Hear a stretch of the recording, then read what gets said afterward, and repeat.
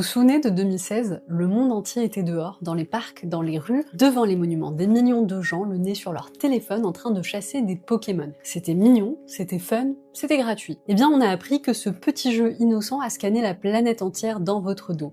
30 milliards de photos. Chaque rue, chaque bâtiment, chaque recoin de votre vie. Scannés par vous, pendant que vous cherchez un Pikachu. Et aujourd'hui, ces données servent à guider des robots de livraison dans les rues de Los Angeles, Chicago et Miami. Vous avez cartographié le monde bénévolement, sans le savoir et sans toucher un centime. Mais le plus fou, c'est que Pokémon Go n'est pas un cas isolé, c'est juste le dernier nom d'une longue liste. Tesla, Google, Duolingo et tant d'autres, parce que ça fait des années que les géants de la tech nous font bosser sans nous le dire, et quand on aligne tous les cas, on comprend que ce ne sont pas des dérapages. C'est une méthode, on pourrait même parler d'un système. Un système dans lequel vous êtes à la fois le prisonnier et le consommateur. Moi c'est Yasware, je décrypte les sujets de vie privée, cyber et tech, et aujourd'hui on ouvre le dossier de quand c'est gratuit. Je vous laisse finir la phrase en commentaire. Et puis en fin de vidéo, je vous livrerai mes recommandations pratiques et techniques pour qu'on arrête de vous prendre vos données et de vous prendre pour des pigeons, tout simplement. Tout est parti d'un article du MIT Technology Review publié en mars 2026. L'article révèle que Niantic, l'entreprise derrière Pokémon Go, a utilisé 10 ans de données collectées par les joueurs pour construire une carte 3D du monde réel, d'une précision au centimètre. 30 milliards d'images, plus d'1 million de lieux cartographiés. Le GPS à côté, c'est un jeu d'enfant. Et quand on creuse l'histoire de Niantic, on comprend que rien n'a été laissé au hasard. Niantic n'est pas une petite start-up qui a eu un coup de chance, elle est née à l'intérieur de Google. Son fondateur, John Hanke, avait cofondé avant ça une boîte qui s'appelait Keyhole Inc. Le nom vient des satellites de reconnaissance militaire américaine. Keyhole a été financé par In-Q-Tel, les fonds d'investissement de la CIA. Et le logiciel que Keyhole a développé, Google l'a racheté et rebaptisé Google Earth. En 2016, Pokémon Go sort 500 millions d'installations en 60 jours. Et en 2020, Niantic ajoute discrètement une fonctionnalité appelée Field Research. Le principe, on vous demande de scanner des lieux réels avec votre caméra, des Pokéstops, des arènes en échange de récompenses dans le jeu, des pièces virtuelles. Vous pensiez gagner des points, eux récupèrent des scans 3D de votre quartier. Des milliers de joueurs différents scanner les mêmes endroits, à des heures différentes, sous des angles différents, par tous les temps. Aucune entreprise de cartographie au monde n'aurait pu reproduire ça, même avec des milliards de budget. Et en 2025, Niantic se fait racheter par Scopely, qui appartient au fonds souverain d'Arabie Saoudite. Mais attention, seule la partie jeux vidéo est vendue.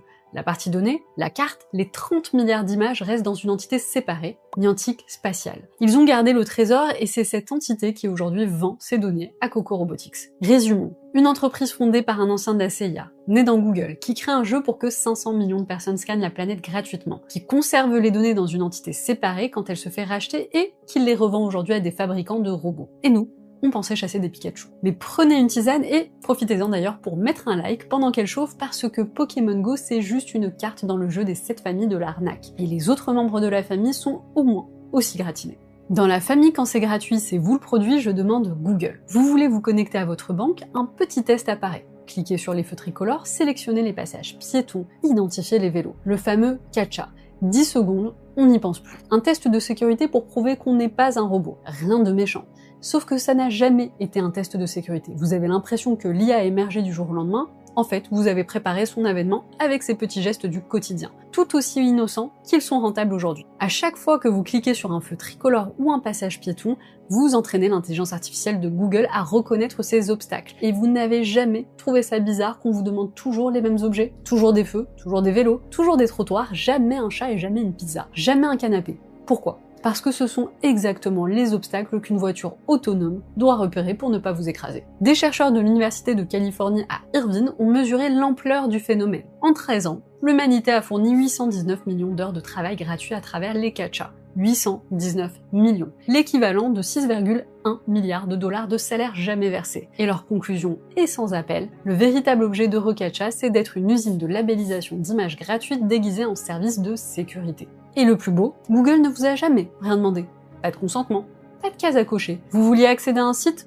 Entraînez l'IA d'abord. C'était le ticket d'entrée. Résultat, Waymo. La voiture autonome de Google est valorisée aujourd'hui à 45 milliards de dollars, construite en partie sur vos clics, sur les feux que vous avez identifiés entre deux mails. Et l'ironie finale, aujourd'hui, l'IA résout les CAPTCHA plus vite et mieux que les humains. Vous avez passé 13 ans à entraîner la machine qui vous a remplacé. Dans la famille, on vous prend pour des pigeons, je demande Tesla, parce que là, ce n'est plus une appli gratuite qui vous fait bosser, là vous avez payé pour avoir le droit de travailler. Vous avez mis entre 40 000 et 100 000 euros dans une voiture. Les écrans, les mises à jour automatiques, le pilote automatique, vous étiez le futur. Sauf que vous n'avez pas juste acheté une voiture, vous avez rejoint une armée de collecteurs de données. Chaque Tesla embarque 8 caméras qui filment à 360 degrés, en permanence. Chaque trajet, chaque virage, chaque freinage, chaque piéton évité, tout est enregistré et envoyé chez Tesla. Et il y a un détail que la plupart des conducteurs ignorent. Tesla a un mode qui s'appelle le Shadow Mode.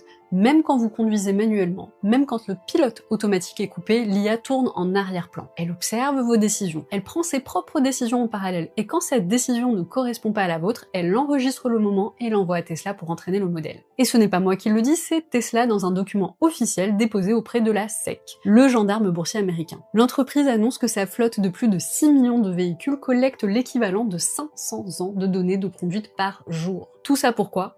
Le robotaxi. Des voitures sans chauffeur, le Graal de Tesla, celui sur lequel d'ailleurs repose une énorme partie de sa valorisation boursière. Et pour que le robotaxi fonctionne, il faut que l'IA apprenne à conduire. Et pour qu'elle apprenne, il lui faut des millions d'heures de conduite humaine réelle. L'innovation de Tesla, c'est qu'une voiture n'est plus une voiture, ce n'est que le rouage d'un écosystème dont la donnée est le centre. Car qui possède la donnée possède le monde, et en particulier le monde de demain. Le futur en somme. Mais ce n'est pas tout, car même les marques qui ont l'air le plus innocentes se sont prêtées à ce jeu. Dans la famille, on vous exploite, mais c'est chouette, je demande Duolingo. La petite chouette verte qui vous envoie des notifications passif-agressives pour que vous fassiez vos leçons. Vous vouliez apprendre l'espagnol, vous faisiez des exercices, vous traduisiez des phrases. La pomme est rouge, le chat est sur la table. Vous étiez fier de votre série de 200 jours et surtout, c'était gratuit. Sauf qu'à ses débuts, vos traductions, celles que vous faisiez en pensant apprendre, étaient revendues à des entreprises. Vous traduisiez de vrais textes, de vrais documents pour de vrais clients qui payaient Duolingo. Vous pensiez faire un exercice, vous faisiez le boulot d'un traducteur professionnel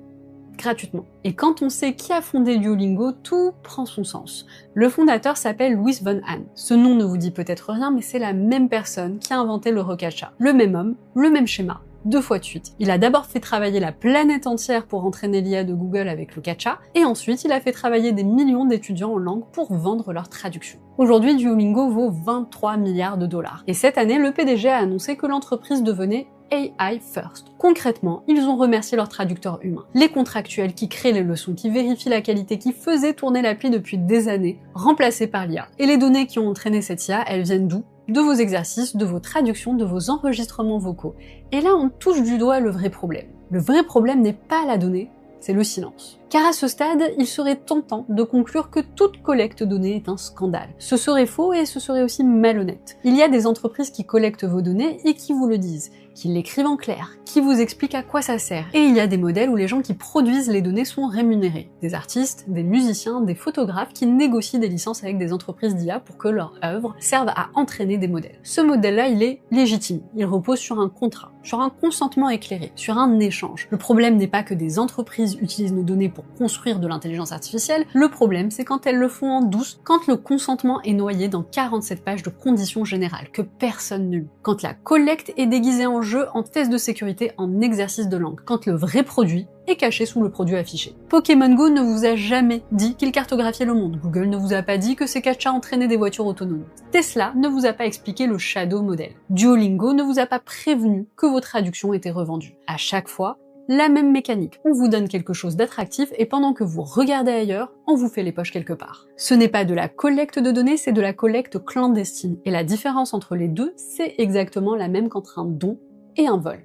Le consentement. Bon, le constat est posé, maintenant qu'est-ce qu'on fait ? On ne va pas jeter nos téléphones par la fenêtre, mais on peut au moins arrêter de faciliter le travail de ceux qui se servent sans demander. 5 gestes concrets applicables dès maintenant. Premièrement, faites le ménage dans les permissions de vos applis. Allez dans les réglages de votre téléphone, rubrique permissions des applications. Regardez quelles applis ont accès à votre caméra, votre micro, votre position. C'est par la caméra que Pokémon Go a scanné le monde. C'est par la position que des dizaines d'applis vous géolocalisent en continu, même quand vous ne les utilisez pas. Si une appli de lampe torche vous demande l'accès au micro, fuyez. Sur iOS comme sur Android, réglez l'accès sur uniquement pendant l'utilisation plutôt que toujours. Ça prend 5 minutes et ça coupe le robinet à une quantité de données que vous n'imaginez pas. Deuxièmement, arrêtez de nourrir les CAPTCHA de Google. Il existe une extension gratuite qui s'appelle Privacy Pass, disponible sur Firefox et Chrome. Elle vous permet de passer les CAPTCHA sans résoudre d'image, donc sans étiqueter des feux tricolores pour Waymo. Et tant qu'on y est, si vous êtes encore sur Chrome, posez-vous la question. Chrome est le navigateur de Google. Passer à Firefox ou à Brave, c'est gagner des protections contre le pistage publicitaire que Google n'a aucun intérêt à vous offrir.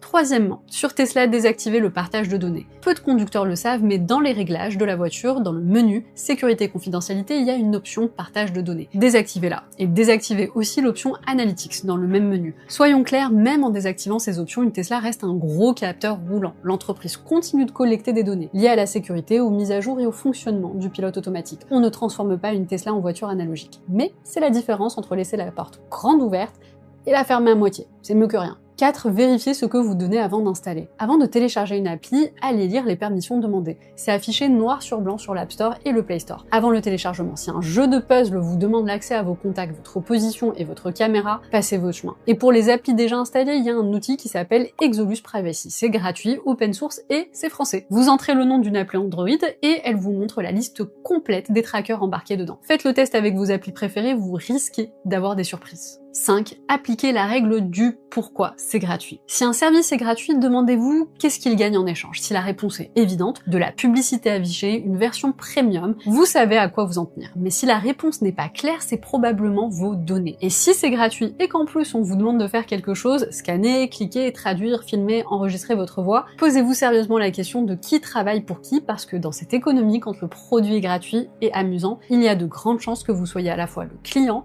le produit et l'employé. Ma 6e recommandation bonus est de vous abonner à cette chaîne pour rester informé et vous armer intellectuellement contre l'exploitation de vos données par les mégacorps ou par les cybercriminels.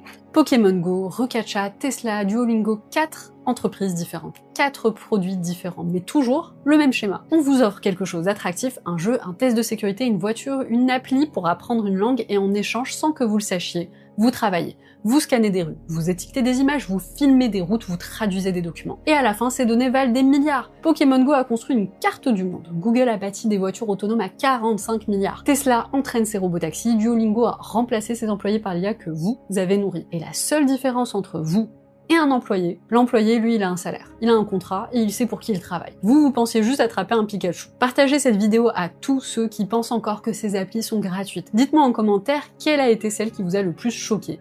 Personnellement, c'est le Recatcha qui me dérange le plus parce que au moins avec Pokémon Go, on avait le choix de jouer ou pas. Tandis que les CAPTCHA, c'est comme les impôts, on n'avait pas le choix. Si vous êtes arrivé à ce moment de la vidéo, c'est qu'elle a dû attirer votre attention. Alors n'hésitez pas à vous abonner, à liker, à partager pour nous soutenir dans notre travail sur cette chaîne. Et pour réveiller le saint algorithme, vous pouvez également me retrouver sur Instagram.